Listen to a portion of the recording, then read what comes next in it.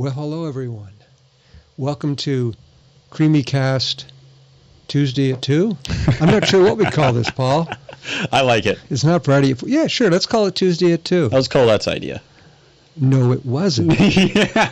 Although, I suppose if I were a really wise husband, I would say, of course it was my wife's idea. But no, actually, it was mine.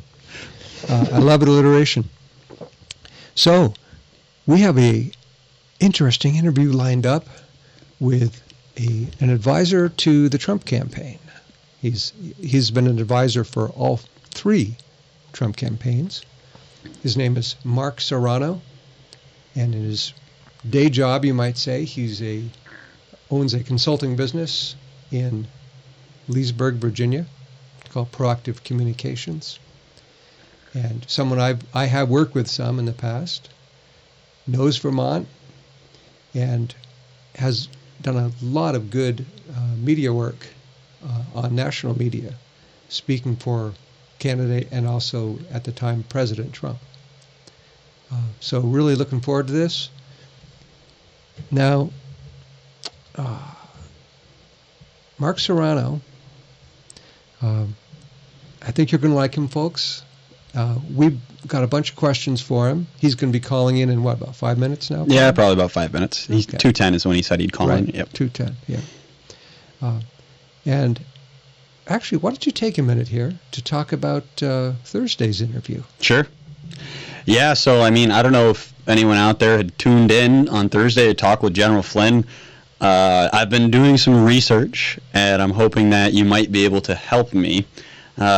I've contacted my stream service, I've contacted my internet service, and none of them seem to know why we had the stream failure. It wasn't a stream failure, it was just the cameras froze.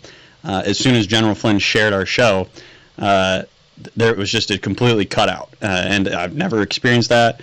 And from what I've heard from both the internet people and my streaming service, they don't know what the answer is. So if you know the answer, please let me know. If you're a tech person and maybe you've done something like this, or this is something that you do, please help us, because I'm learning as much as I can. But man, that was quite an experience. But the interview overall, I thought, went very well. Other than the one tech issue, I think it was really special to be able to have that conversation with somebody of that stature right here in Northfield, Vermont. That's right. This small little town, a little do-nothing place, if you will, which isn't really true, but to some degree it kind of is. And just to be able to talk with the National Security Advisor about his concerns on national security, that's pretty cool to be able to ask questions like that. What did you think, Guy? Yeah, it was a lot of fun talking to him, and I thought he opened up once he got a sense of confidence with us. It's been interesting to watch the numbers on this. That right.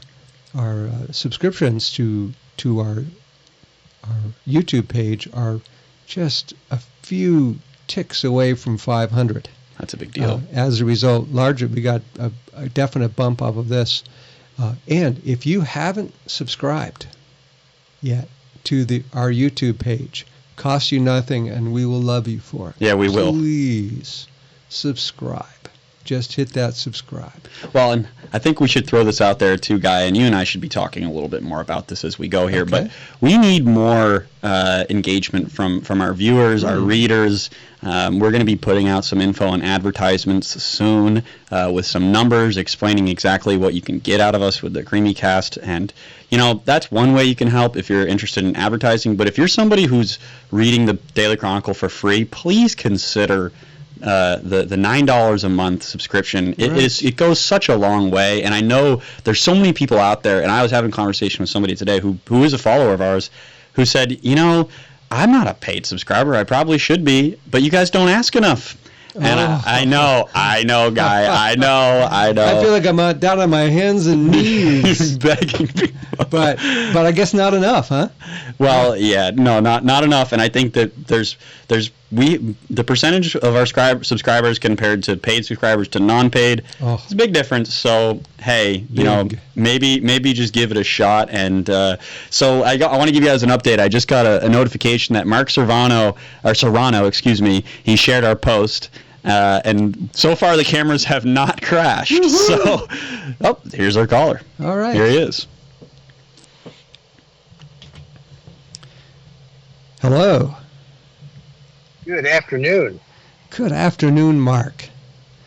Thank Guy, you. my old friend. Yes. Thank you for calling in.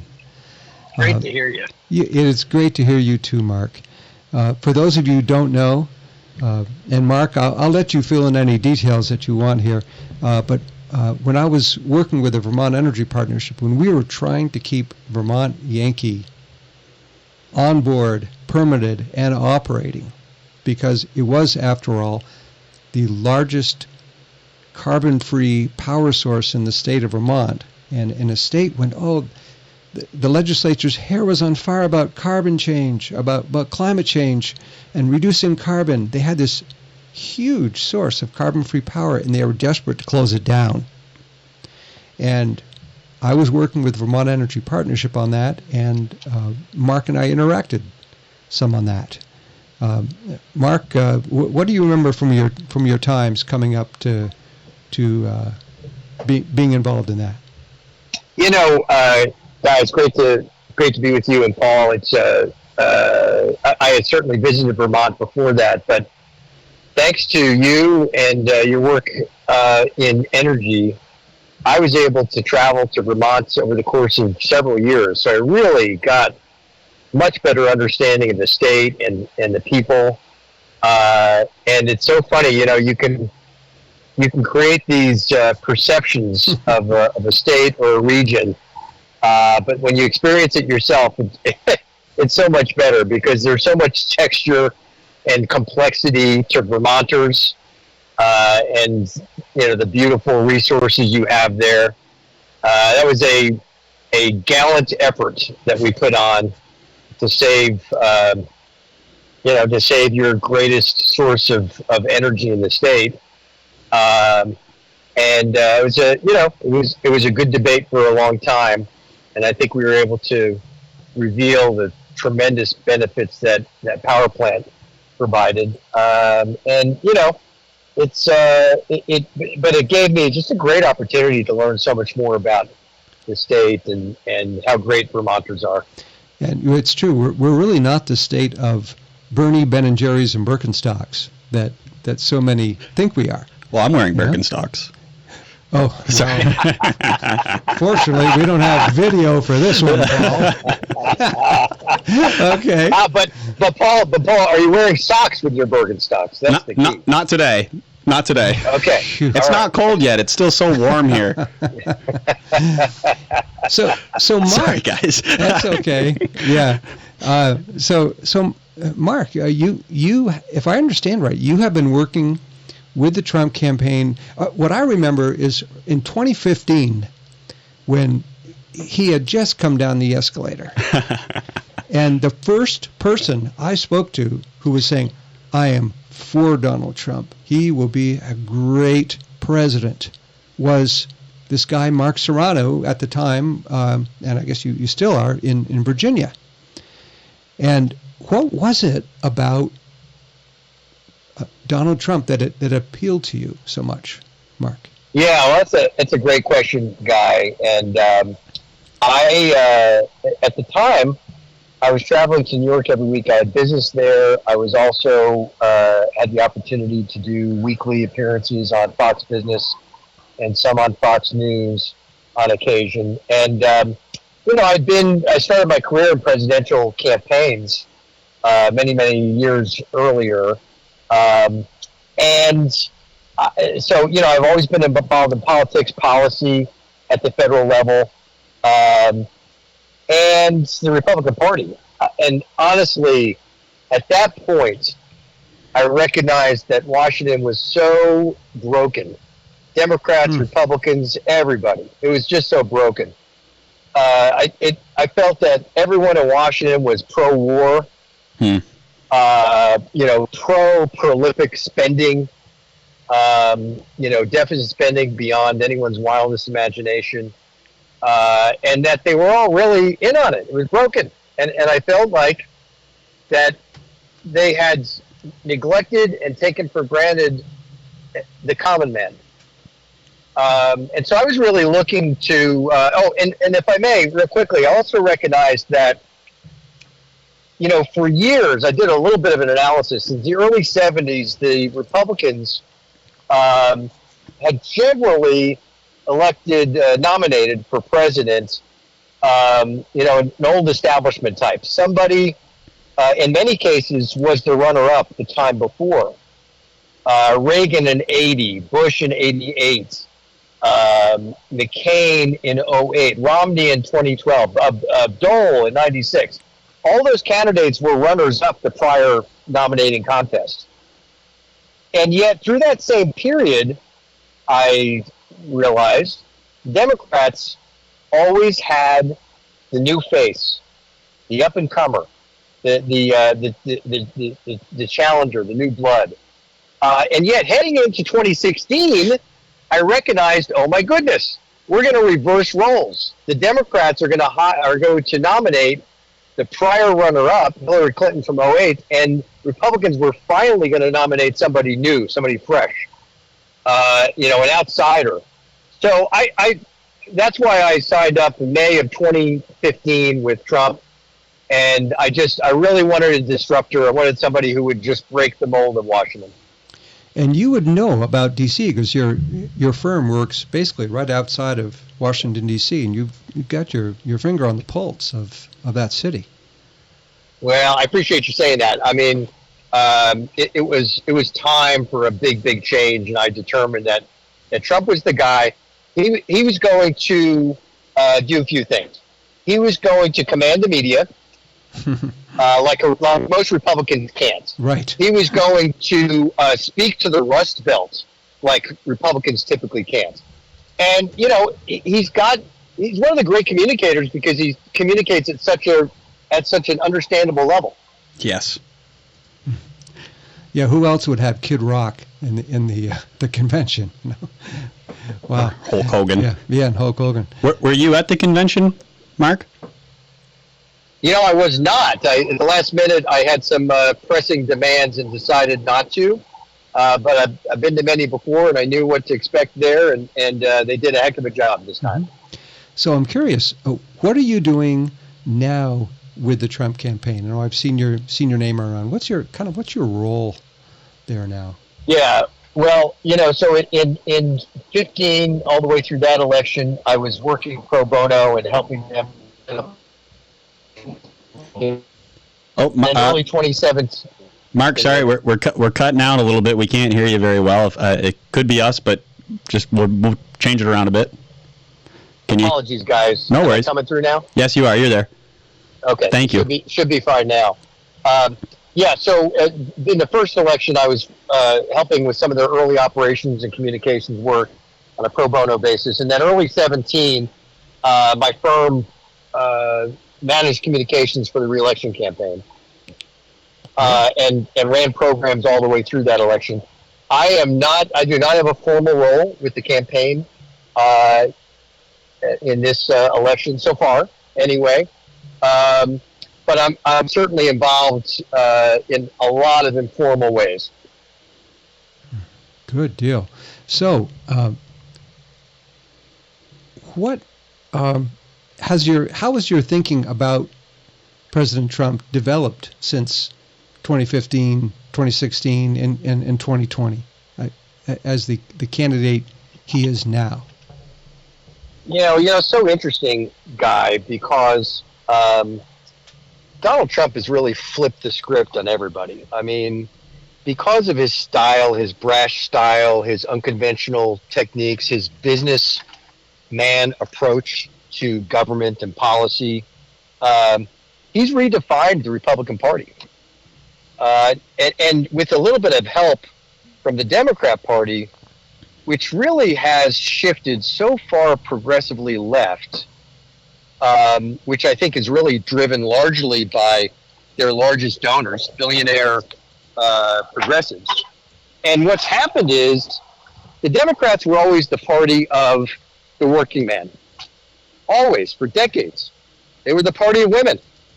And that has all really changed. I mean, going back for just a moment to 2015, part of the reason why Donald Trump appealed to so many low propensity voters and people who had never voted was because there was such frustration among working Americans. At that time, the Wall Street Journal referred to economic scarring, and there were about 17 million people in America who in 2015 and 16 had not fully recovered from the economic collapse of 0809, meaning they never got back to full employment, never got back to full compensation, and they were frustrated. And Donald Trump was a guy they knew would fight for them. Well, now here we are in this position 8 years later, where a lot of people are struggling in this economy and they feel abandoned by the Washington elites again. And so Trump he's really changed everything in American politics. And now Republicans are the party of the working man, the regular citizen, the families. And so that's really, to me, Guy and Paul, that's what has been so gratifying to me, is we are fighting for the people who need fighting for the most. Paul, you may remember that as the legislature was doing its best to shut down Vermont Yankee, it was also at the same time giving favorable pricing to the renewable power industry, solar and wind. As it turns out, that was just the beginning. Since then, it's voted to make Vermont conform to 100% renewable vehicles by 2035. Fuel dealers will have to pay a surcharge on heating fuel, and that money's going to go to renewables and energy efficiency. Mandated 100% renewable electricity from in-state generation, and all those things are, multi-billion-dollar price tags on those. And I'm realizing that a lot of that is kind of based on, well, the federal government's going to help us out in one way or another. And I'm wondering, how will a Trump administration look at these asks for subsidies and high tariffs and et cetera, from the renewable power industry and the whole Green New Deal idea? It's a great question. Yeah, it really is. We've seen, look, in Vermont, your experiments with sort of controlling the portfolio, government controlling the mix, the portfolio. What has it resulted in? It's resulted in Vermont turning into a net importer of electric power. Mm-hmm. And by the way, from over the border in Canada. That's right. So that's, to me, I think we want more, I think it's fine for us to pursue, cleaner energy alternatives. But I have to tell you, the long arm of government is not the right solution. Free market practices, I think, are the right solution. So what I see Donald Trump doing is, number one, eliminating this electric car mandate that Joe Biden has put in place. Donald Trump's all for electric vehicles, but not by mandate. And the marketplace will dictate how successful electric vehicles are. We already know at this stage that, a lot of people find that the distance, the limitation of distance and the inconvenience of having to recharge is a great discouragement. More importantly, though, one thing that Donald Trump did was unleash the power of American energy independence, and he's going to return us to that. As you know, on day one, Joe Biden came in and he eliminated the Keystone Pipeline. He restricted drilling and fracking for oil and gas, fracking, limitations, offshore, federal, licenses and so forth. And what did that do to our economy? Basically, we lost that energy independence. It's death to an economy. While at the same time, by the way, our air quality and our water quality was never better in America under Trump for 40 years. We were at the best air and water quality. So you can actually do both.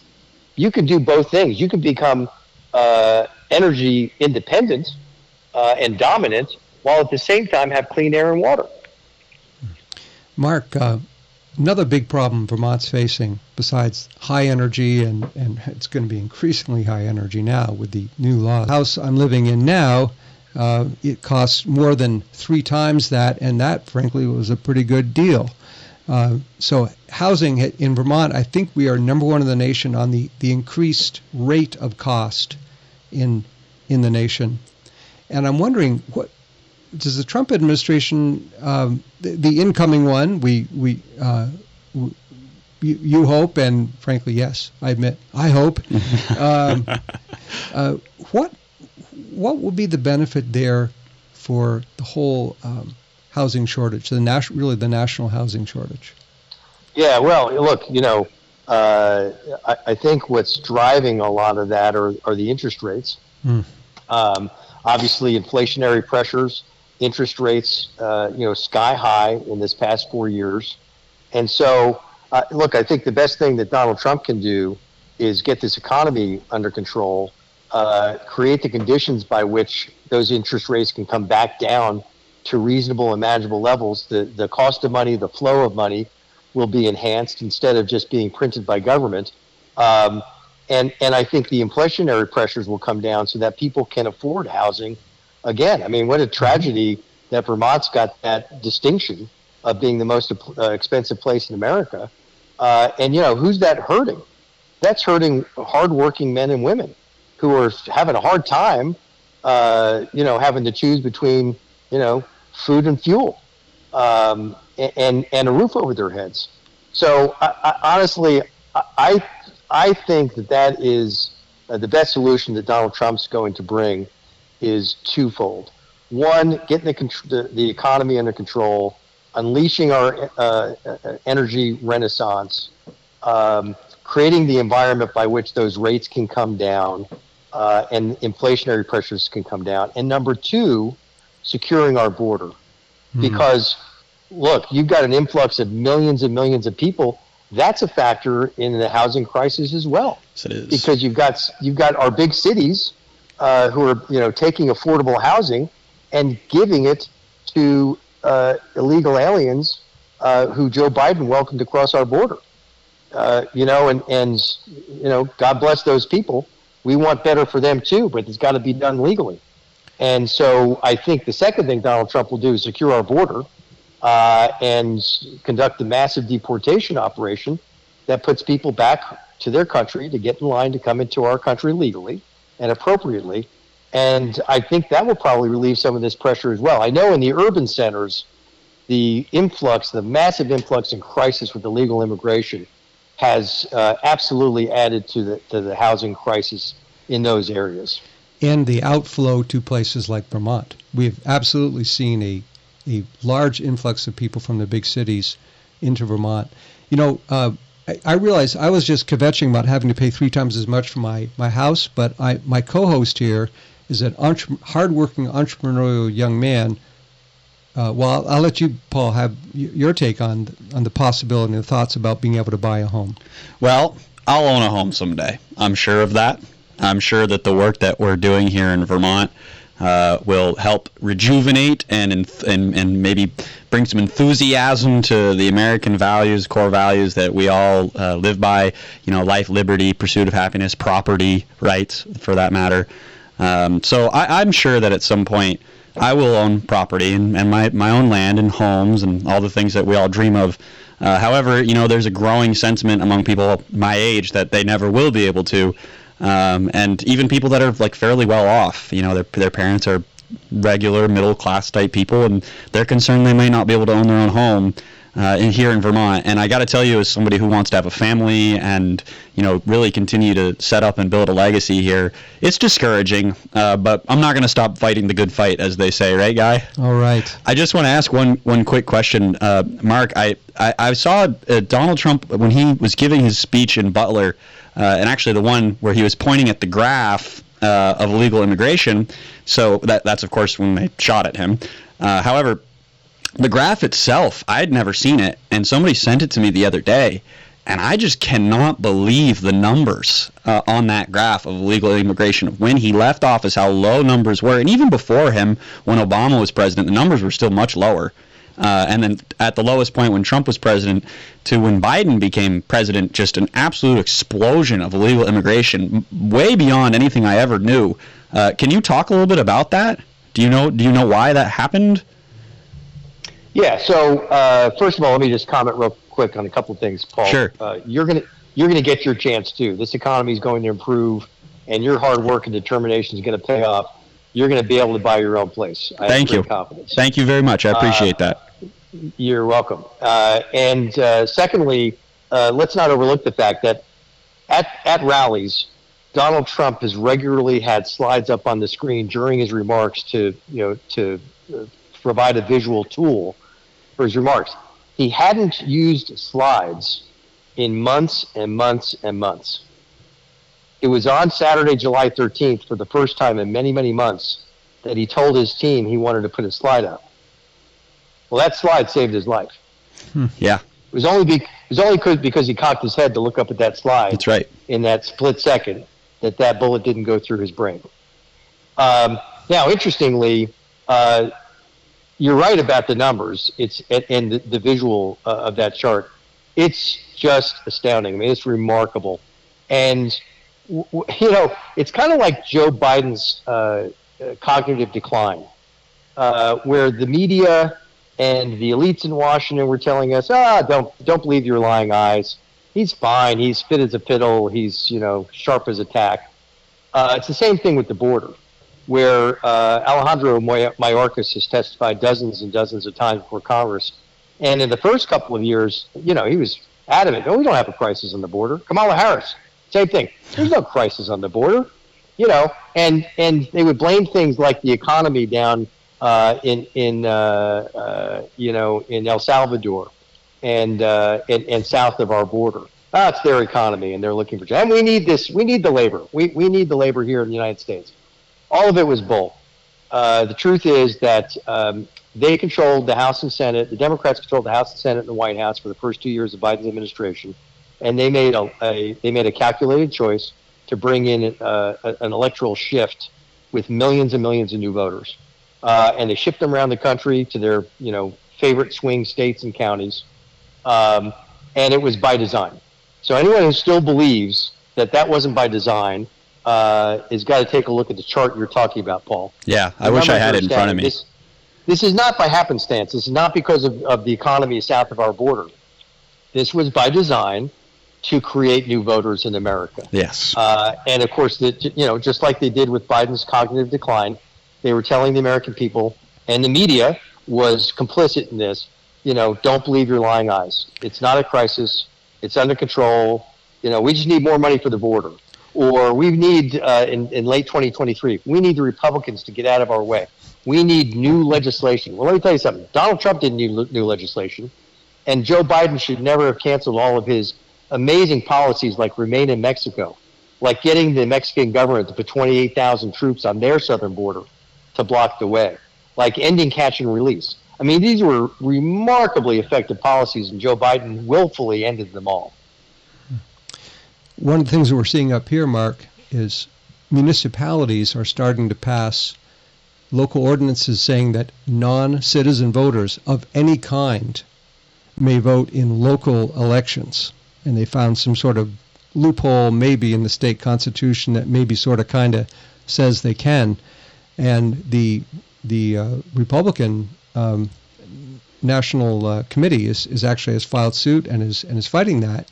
But we're seeing the beginnings of non-citizens voting, and it's actually happening now in local elections, which of course affect state, which of course eventually affect national as well. It's a smack in the face to every American. Yep. That our vote doesn't matter anymore. Welcome them across the border. Give them a cell phone. Give them a Social Security card. Give them $1,000. Give them a place to stay. Give them the right to vote. It's a slap in the face. And here's what I really want Vermonters to think about heading into the next 98 days, is the idea that people perceive Vermont as a blue state, but it's not a stupid state. Yeah, it's a very good point. By far. And you've got hardworking Vermonters who, many of whom who don't typically vote or may never have voted, and we need them. We need their support. We need them to engage in this election because so much is at stake, including, their economic future and the future of election integrity in America, because we need to have some common sense come into place here so we can block these initiatives at the local and state level that's allowing people who are not American citizens to participate in one of the most sacred processes that we've got in our country. Speaking of the border, Vermont also has perhaps almost as bad, actually in some ways worse than our housing shortage and our lack of affordability, is we have a terrible opioid problem. We have some of the worst opioid overdose rates in the country. And what would the Trump presidency do about the national opioid problem? Yeah, what a tragedy. Truly. And you know who it hits the worst is small towns and communities in states like Vermont. And it's interesting. There's such a misperception. I mean, people think about drug overdoses and they think of a person in an alley with a needle in their arm. The majority of those overdoses are accidental because people didn't know what they were taking, like a Xanax or some other pill, was laced with fentanyl. Mm-hmm. That's why I consider Joe Biden to be the world's most prolific drug trafficker, because he opened our border and China has completely exploited it by pumping fentanyl across our border.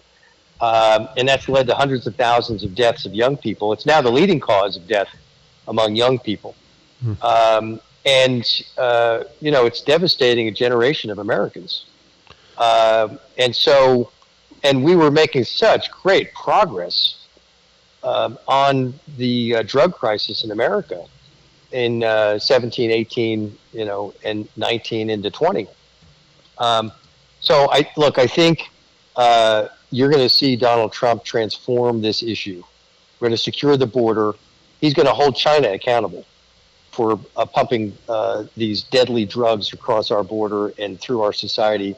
He's also going to wage war on the drug cartels in Mexico. He will designate them as terrorist organizations, and he will take direct action to stop their prolific death machine. And then I think he's going to bring relief to communities across the country. Can I just... I'm sorry. I'm sorry. I just wanted to ask, Mark, what does that mean, designating them, the cartels, as terrorist organizations? That there's a difference there. That leaves there's some rules there that change. Am I wrong? Yeah, it's a specific designation that brings resources to bear from the federal government. Okay. Including possibly military action. Wow. I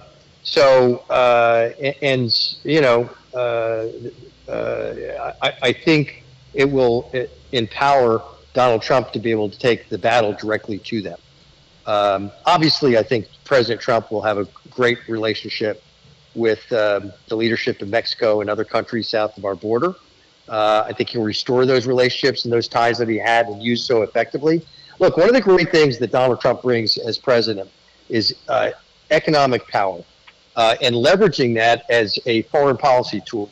And this is something I predicted back in 2015. For decades, Republicans were all about free trade.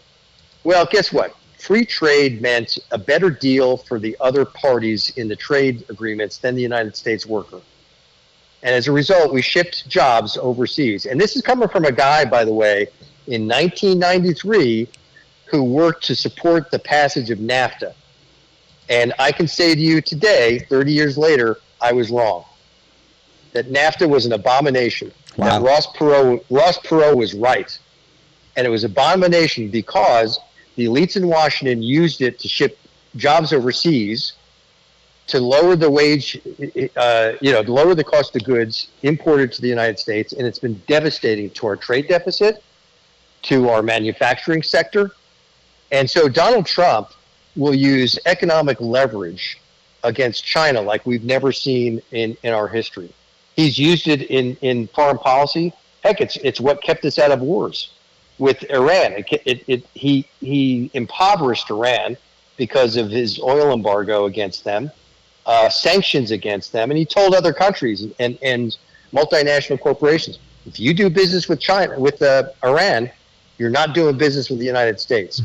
So he's able to keep us out of wars because of his tremendous economic leverage. And I don't think he's going to have to use military action against the cartels of Mexico, because I think he's going to use economic leverage very, very effectively once again.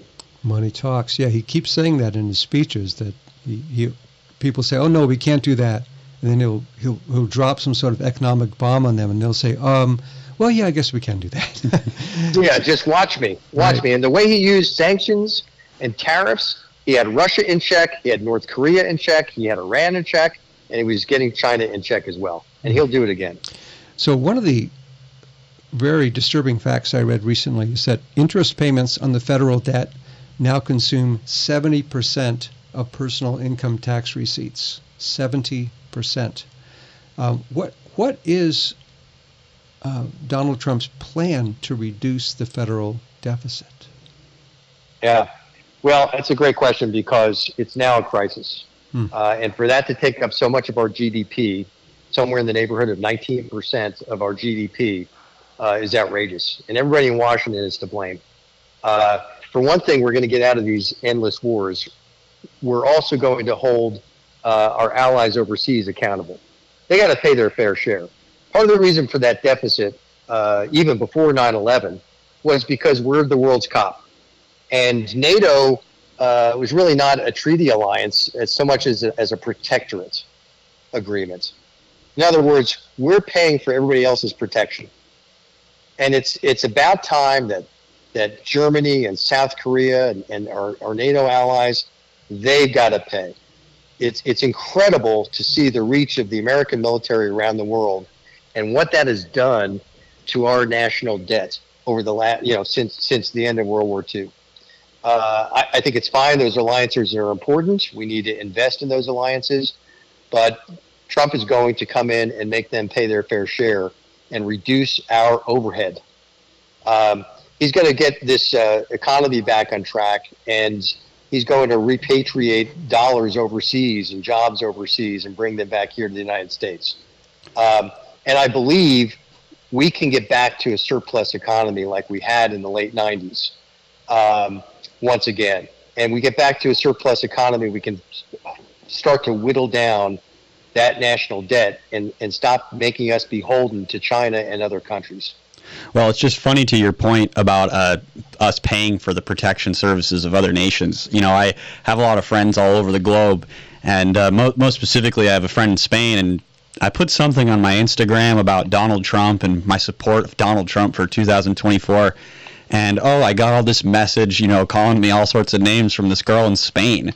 And I'm thinking, you're from Spain. What does it matter to you? Why are you calling me names right now? Why are you trying to, belittle me for supporting Donald Trump? Like, you have no say in this or any of this or how it matters. So I have to wonder, what are state governments doing in other countries?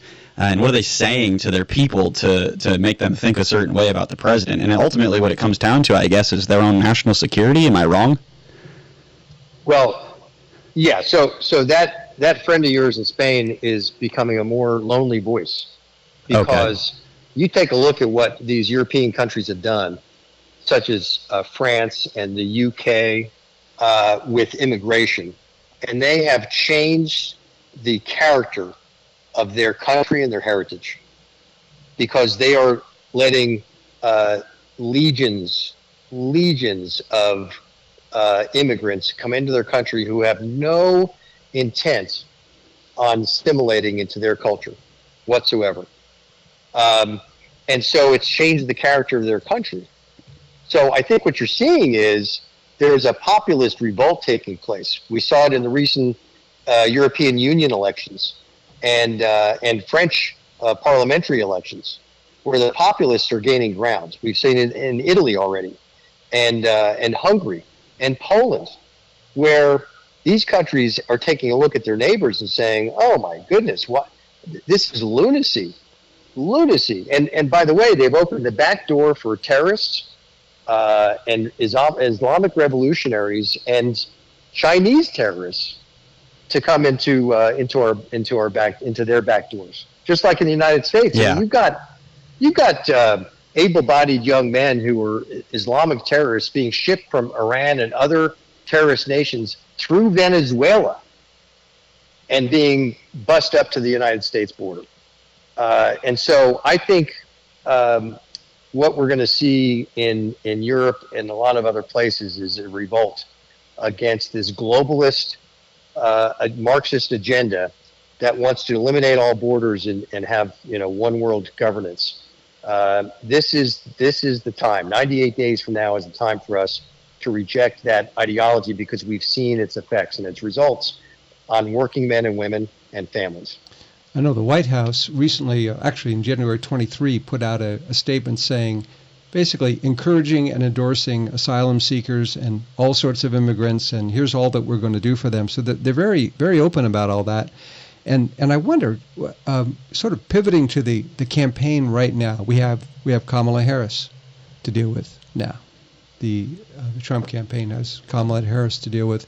So she is now trying to, it's sort of strange, but she's now trying to position Donald Trump as, quote unquote, the old man in the race, and she's the prosecutor who knows how to handle convicted felons. And we have all kinds of Vermont Democrats, leading pundits, commentaries, people on talk shows who are just voicing these campaign talking points. And how do you respond to that? To the whole the points that the Harris campaign is trying now to bring out about Donald Trump?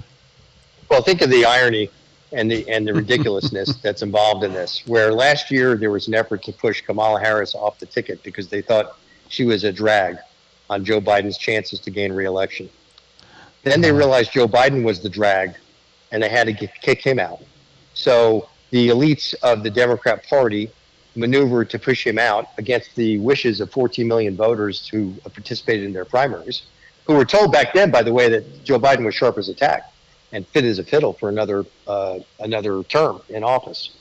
So now they got stuck badly, and they had to find some sort of solution. Well, because of the base of their party, they couldn't have eliminated her, and so they had to try to change history. So they try to erase literally what's on the internet about her voting record as a U.S. senator, as the most liberal U.S. senator there was, and all of her positions on various issues, including the border, including defunding the police, and welcoming migrants into our country, welcoming dangerous felons out of prison. So they're going to try to erase that history. They've already begun very aggressively, and scrub the internet from history. But look, there's a massive effort to make sure they don't get away with that again. Our eyes are so much wide open than they were in 2016 and 2020 to the censorship industrial complex between social media platforms and the mainstream media. That's a phrase right there. Open. That's a phrase I've never heard. I like that phrase. Which one? The censorship, and what did you say? I got the censorship industrial complex? Yes. I like that. Yes. That's not bad. Yeah. But it's true. We now know what they will do to pull the wool over the American voters' eyes. I'm sorry, Mark. I just wanted to add, one of the funniest things I've seen over the past 2 weeks or so is you see these video compilations coming together of, like, you have speakers or people, talking heads on MSNBC or CNN, and they're saying things like, the border czar, Kamala Harris, blah, blah, blah, and then now they're saying, oh, she was never the border czar. She was never they're literally just saying, oh, she was never the border czar. Have you seen those by any chance? Yeah, that's exactly the memory hole they're trying to force that down into. And the truth is, look, you cannot separate Harris from the Biden-Harris administration. You can't. It's not possible. She owns every element of the record of this administration, between the border, the economy, crime in our streets, and she owns crime in our streets even greater because of her history as a rogue prosecutor from San Francisco. But she is of the belief that America is to blame for all of the ills across our country and across the world. It's blame America first policy. And not only will she own their record, but if you think Joe Biden and this past 4 years has been bad, you ain't seen nothing yet based on her policy positions. Joe Biden was sold to us as Scranton Joe, the moderate, the guy who's going to bring dignity back to the White House. And he proved to be the most radical progressive president in American history because his party has been co-opted by far left extremists who believe that our economy should suffer for the sake of their Green New Deal agenda. and the climate change hoax, that they should be able to weaponize the federal government against their political opponents. That's nothing compared to what she'll do. She is on the record with she's the most extreme left progressive candidate for president in our entire history. Look, by the way, this is not the first time the Democrats have rigged the outcome of their nomination. They did it in 2008 in favor of Barack Obama against Hillary Clinton. They did it in 2016 against Bernie Sanders in favor of Hillary Clinton. They did in 2020 against Bernie Sanders in favor of Joe Biden. They blocked Bernie Sanders twice. And I think Vermont voters who support Bernie Sanders, who, by the way, is as much populist as Donald Trump is, he just has different solutions to our problems than Trump does. I think if they take a closer look at Donald Trump, they'll realize that he's much closer to their belief in empowering people and bringing relief to regular working Americans than Kamala Harris could ever even envision. Mark, last Friday we were sitting here in this studio interviewing General Michael Flynn, and he said the same thing about Bernie. Did. He said, first of all, he had this sort of grudging admiration for his independence, and he said, boy, he would have done much better as the 2016 candidate than Hillary Clinton. Yeah, the Bernie bros, came over to Donald Trump in 2016 at a greater rate than they did over to Hillary Clinton. Yeah. And, Bernie Sanders, I'll never forget the look on his face when he finally gave in and endorsed Hillary Clinton. You'd think he was selling his first child. I mean, it was terrible for him because he knew that the establishment had done him dirty. That's right. And the same establishment now they've been saying for a long time, and maybe you can help us understand this or at least, I don't know, debunk it. They seem to be saying over and over again, Trump is, quote, an existential threat to democracy. Do you have any idea what that means or any sort of response to that? They're speaking to their base voters, and they're creating this, this premise that Trump will use the levers of power to go after his political enemies.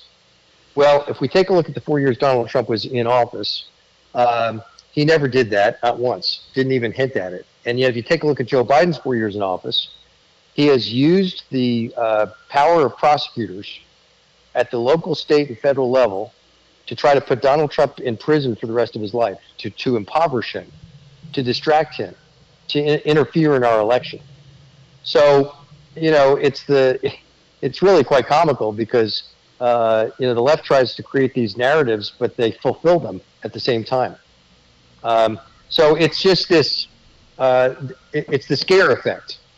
They don't win if they can't turn out their voters. And the best way they can turn out their voters is scare the hell out of them and make them believe that Donald Trump is going to, he's going to be dastardly in his application and use of power. It's absurd on its face. If anything, he's going to restore law and order in America. It seems to me that the candidate who is consistently more for the Bill of Rights, as in freedom of speech and the right to own guns and that sort of thing, does seem to be more Donald Trump than Joe Biden. Yeah, by the way, you've got tremendous Second Amendment supporters and gun owners across Vermont because Vermonters believe in freedom. They believe in individual freedoms. They believe that those are God-given rights that we all possess and that government shouldn't get in the way of it. So, if you believe in that and you haven't been voting lately, please, you got to get out and vote. You got to take that step because, believe me, if you revere your God-given rights to bear arms, the person who's going to strip those away from you is Kamala Harris. Boy, ain't that the truth. And there's actually the former president of the biggest union in the state and a guy really way over on the left is also a big Second Amendment proponent. And there are photos of him with his shotgun and his hunting rifle, and it's for real. He's a real, almost you could say a gun nut. So that's a true thing about Vermont. Mark. Who is this guy?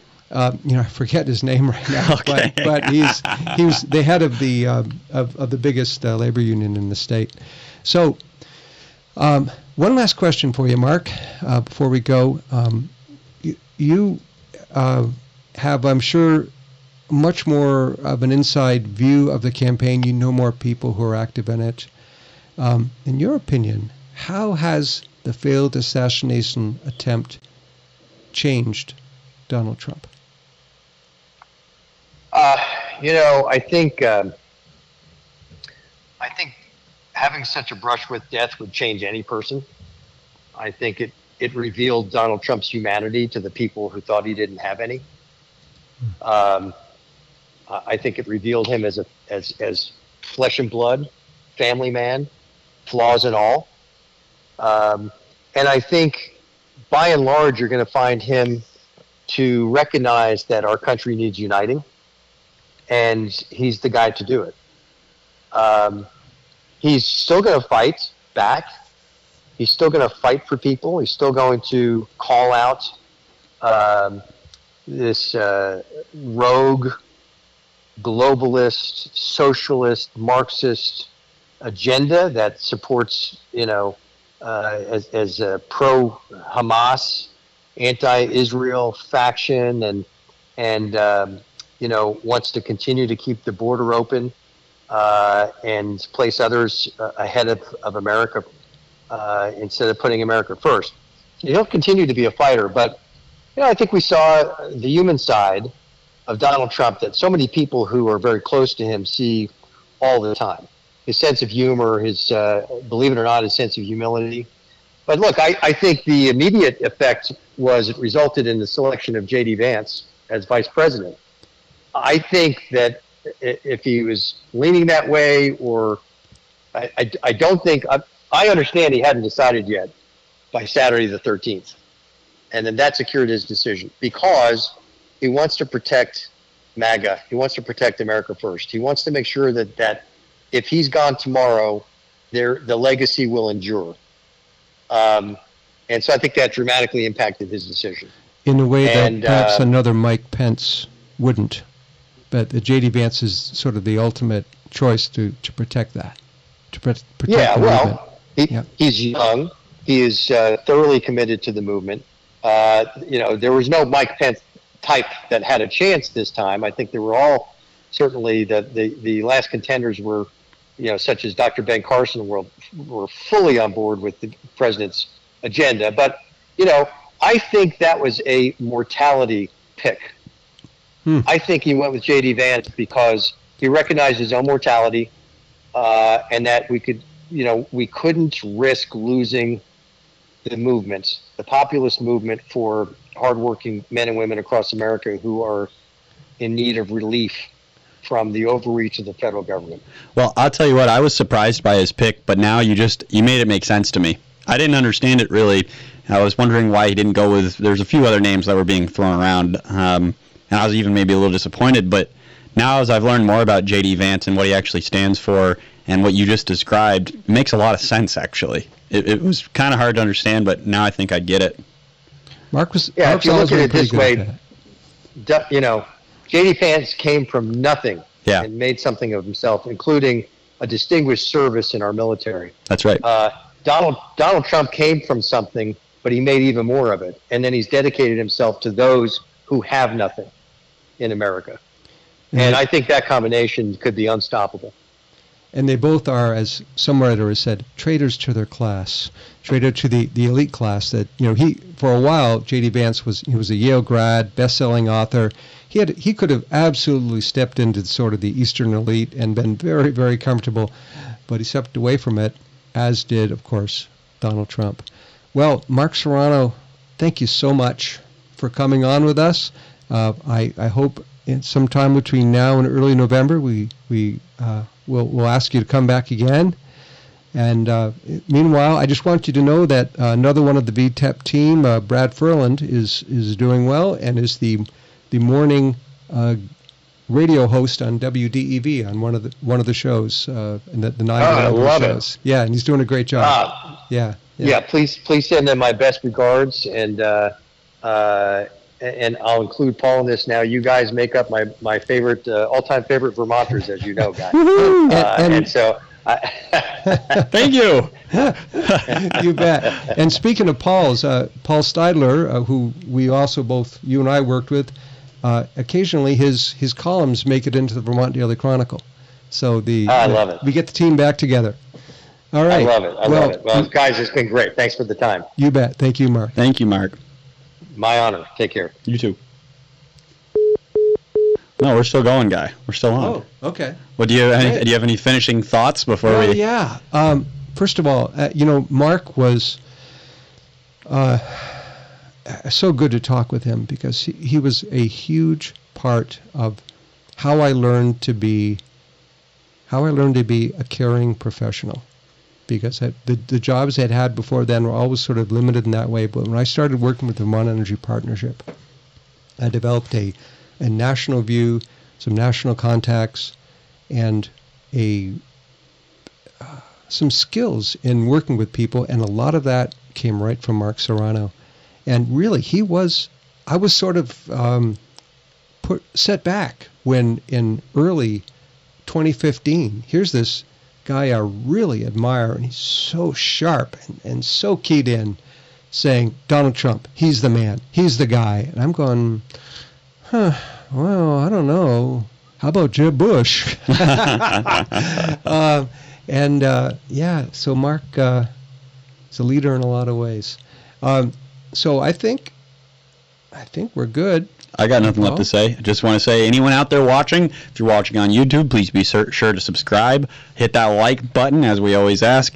If you're watching on X, share this, like this. Same with Facebook. Any way you can help support the Vermont Daily Chronicle, go do it, because we need your help, and we always do, and we want to keep this thing going, make it better, faster, stronger. Well, maybe not faster, but any way we can to really reach more people here in the state. You can help us do that in a number of ways I just described. So let's make it happen, folks. Thank you so much. And we'll see you, Paul anyway, and Paul Dame, the two Pauls. We'll see you at 2 o'clock on Thursday, and we'll be back again for Friday at 4.